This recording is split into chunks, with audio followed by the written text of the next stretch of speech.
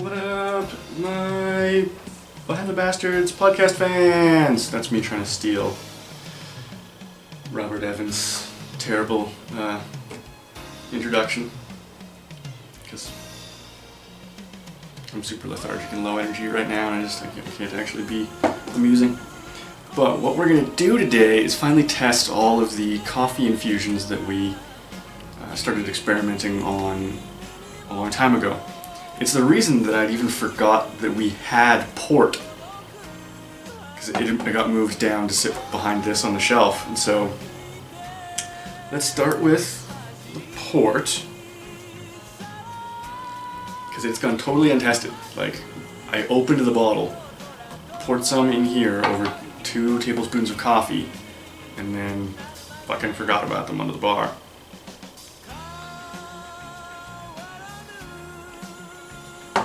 So this port unmodified is a tawny port. It's from Croft. It comes from Portugal. Delightful nose.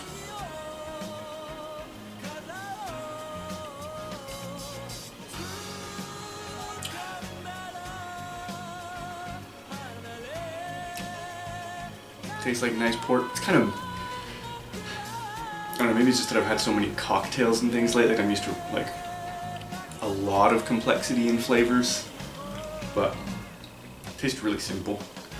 It's very sweet. Well, it's not very sweet. It's not like, I mean, orange juice is very sweet.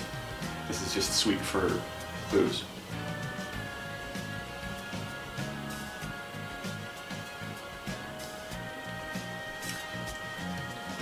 But all in all, truly a delicious port.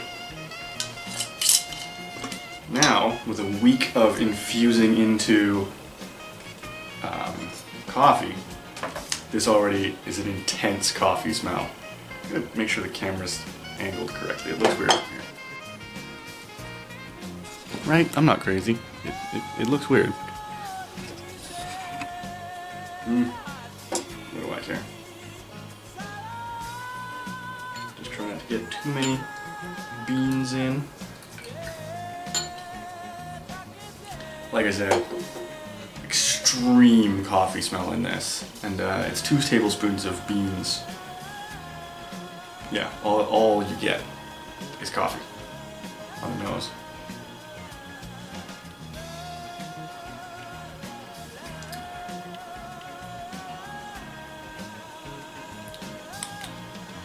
This is gonna be a tough description.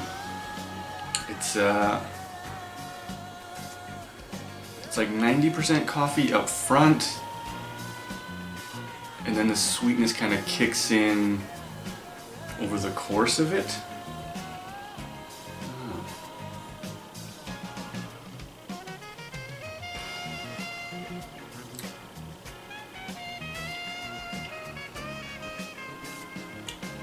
It's alright if I served it to someone who liked coffee and port. They'd be like, coffee port. So, I mean, it's the coffee really does dominate. I can't believe that 2 tablespoons of coffee was so powerful in this. Okay, next was like a fortified red wine that maybe it's not even fortified. No, it is fortified in some way.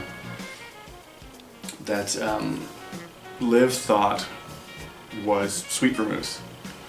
And we're like, well, it kind of is sweet vermouth, but it's also not, and blah blah blah. I can't even remember if we tried it in anything, because it's fortified red wine. It's wait.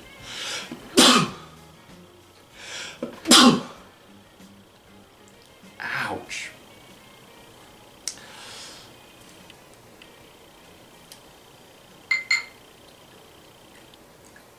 And like, you know, what is, there's a huge gap in my hooch knowledge of, you know, what is a port, what is a sherry, what is a fortified red wine. I mean, I know what red wine is. I don't know how you protect it via fortress.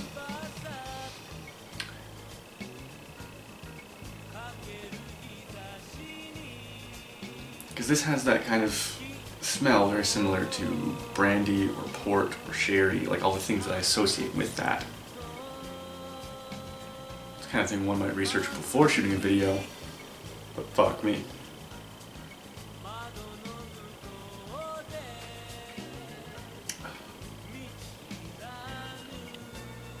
It's good.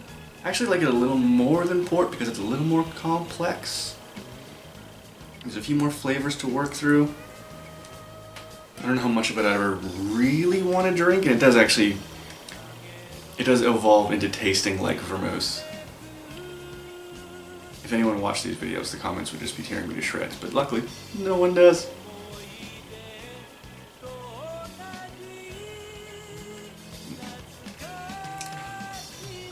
I actually think I will try whipping up a Manhattan with this at some point, because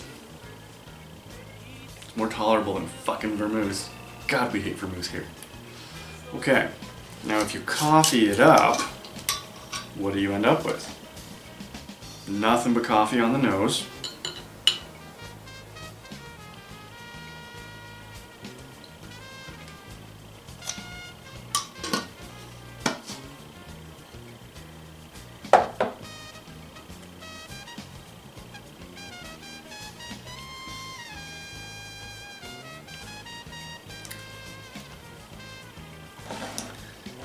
Definitely the worst of the infusions. Like the coffee port was okay.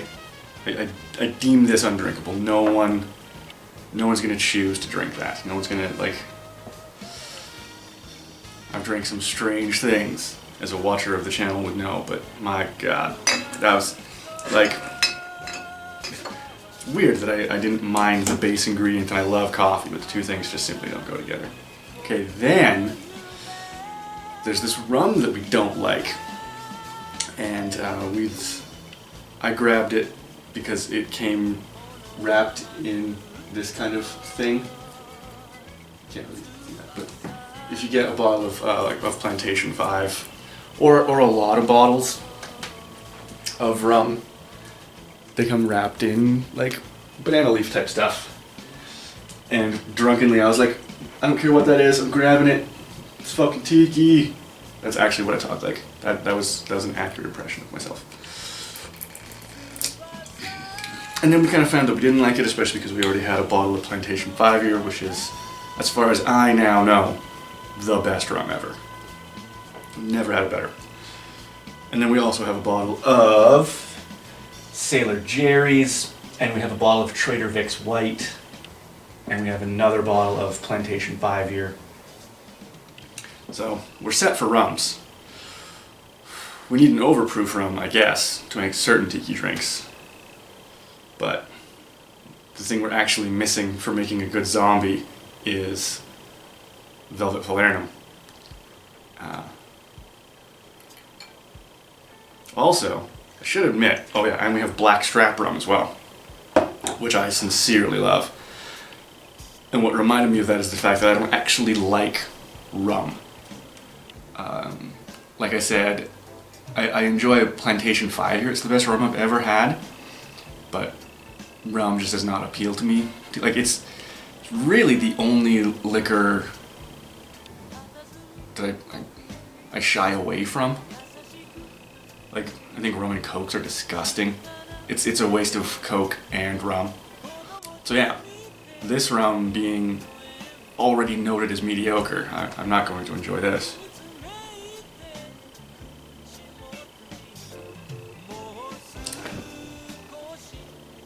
Tastes like rum. There's some funk to it, as Greg would say.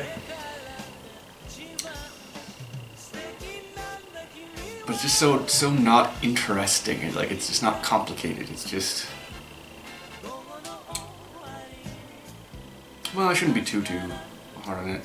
Also, I want to break the habit of saying two twice all the time. Like, you don't need to modify the word two to imply that something is more. Like, if you're being too careless, or you're being too careless, that's stupid. Prefacing everything you say with more and more words actually takes away their power. Like saying, I don't want to be too critical, and saying, I don't want to be too critical. You're actually implying, by saying two twice, you're implying that you're not being that critical. And it's not. Language is fun and interesting, but also we sound like idiots all the time. Anyway.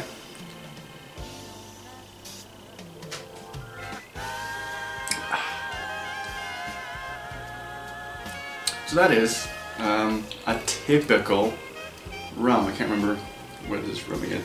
Dominican Republic.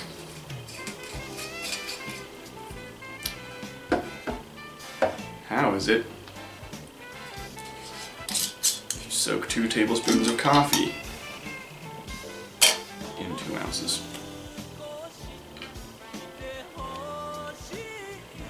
Well, you get coffee on the nose, but seems a little appealing.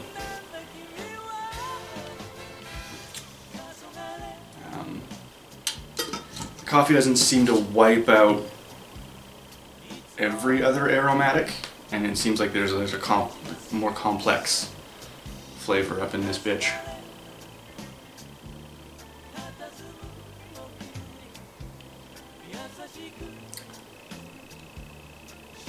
Unfortunately, all you get on the tongue is coffee. Actually, it's actually worse than that, though. Like, it's turned out quite possibly the worst of the 3.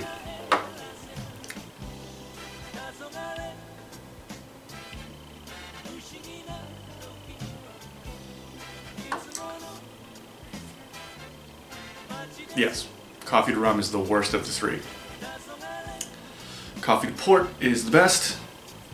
This was still, again, if you've seen the channel, you know that I love infusions. I think it's the height of creativity and craftsmanship. And it's always worth an experiment, and I love coffee. The reason I didn't make, full batches of any of these is that I was fairly certain they were going to turn out. You'd be much better off mixing these base things with like a coffee liqueur or something, rather than infusing coffee directly into them. I wonder if I should try and make something good now to end this video. In the ongoing history of the Son of the Devil, we made espresso moonshine a long time. I shouldn't have to recap this every time, but like I said, no one's seen the previous videos, so I don't know if they're going to see this one first. Long time ago, we made espresso moonshine. It was just it was an entire bag of espresso beans crushed up with a hammer, infused into a bottle of spiritus rectifiwani, which is 98% alcohol. It's the strongest liquor you can actually get anywhere. It's moonshine. It's straight up undiluted spirits. And that was disgusting. Like that shot just killed people. Even like a quarter of a shot, because no one needs to do any more than that. Laid people out. All the comparisons were like day-old coffee grounds and a slap in the face with an oily rag. This is the 3rd iteration of that idea, where we made a coffee syrup that also included tonka beans, which are delicious in coffee, and I think it was like golden sugar, maybe it was white sugar, and I want to do it again with demerara sugar, but still with spiritus. So this is still 98% alcohol, but it's a much smoother, more vanilla-y, rich coffee flavor in there. So why don't we have ourselves a little bit of port. I can say anything.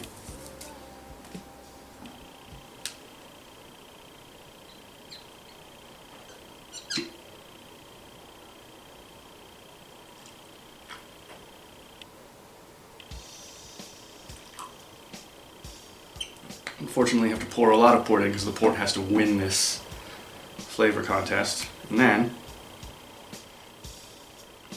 throw in just a dash of espresso moonshine.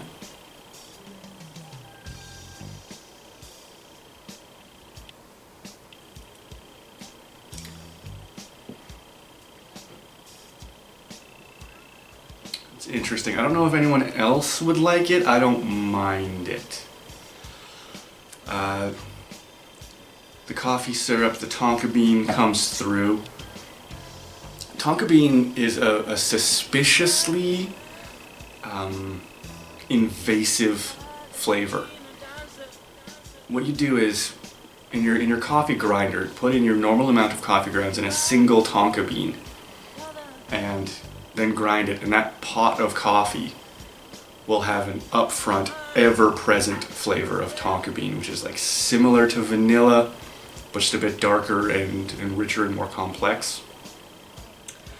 And yeah, a tiny little splash in a glass of port, the tonka bean comes right through. Like, I wish I had measured so I could tell you how little of this I put in, but the flavor just barrels right through.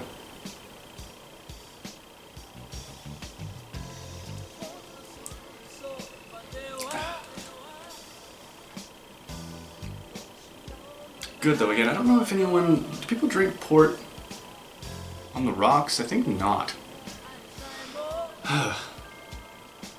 Need to talk to an old English woman. They would know. They know their sherries and their ports. Anyway, let's wrap up this video here so I don't do anything so far out of left field it ruins the theme of the video, which is getting coffee in your booze and booze in your coffee.